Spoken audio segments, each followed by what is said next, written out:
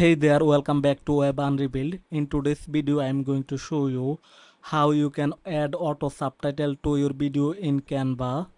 So first, go to Canva. After that, go to videos. Select the video size.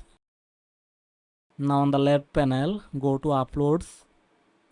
Click on upload files. Now select your video and then click on open. Now drag and drop the video. Now on the left panel, go to the apps and then search for subtitle. Now select animated subtitles. Click on start. After that, click on export. Now it will take a few moments to generate subtitle. Now you can select any of style from here. So I am going to choose this style.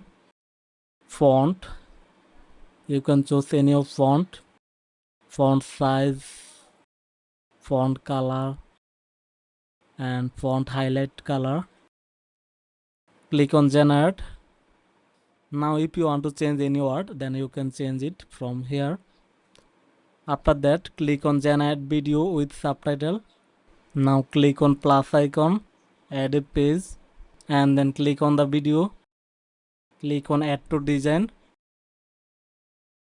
Now resize it. Let's play. And there you go. And that's how you can generate auto subtitle in Canva.